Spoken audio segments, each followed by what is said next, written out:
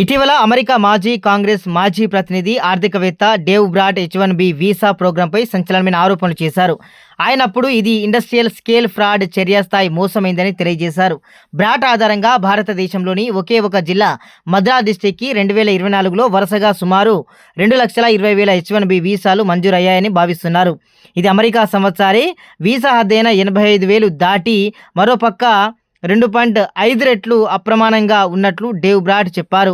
ఆయన అంచనాల ప్రకారమే ఈ వీసాలు సరికాదు. కొంతమంది వీసాదారులు నిజ నైపుణ్యం లేదా తగిన అర్హతలు లేకపోవచ్చు అని, వేరే పేర్లతో ఫేక్ డాక్యుమెంట్లు, ఫేక్ ఉద్యోగ లెటర్లు మరియు వాయిస్ లేదా ఇంటర్వ్యూ మాయా పేర్లతో వీసాలు పొంది ఉండే అవకాశం ఉందని కూడా చెప్పారు. బ్రాడ్ ఆరోపణల మేరకు ఈ మోసం అమెరికన్ కార్మికులకు, వారి ఉద్యోగ అవకాశాలకు ఒక విధంగా చెడ్డ ప్రభావాన్ని తెస్తుందని, నువ్వు నీ బోధని, నీ ఇంటి లోన్ మాపింగ్, వాస్తవ భార్య పిల్లల భవిష్యత్తు మర్చిపోయి వీసా మోసం వల్ల మిమ్మల్ని బహిష్కరించబడ్డామని కూడా ఆరోపించారు. ఈ ఆరోపణలు H1B వీసా ప్రోగ్రాం మొత్తం న్యాయపరంగా, నైతికపరంగా ప్రశ్నార్థకంగా మారుస్తున్నాయి. భారతదేశం నుంచి భారీ సంఖ్యలో వీసాలు వస్తున్నందున అమెరికా ఉద్యోగ సదుపాయాలపైన ఒత్తిడి ఉండటమే కాక, అర్హత లేని అభ్యర్థులు వీసాలు పొందే అవకాశాలు దోచుకుంటున్నారని విమర్శలు పూటపెడుతున్నాయి.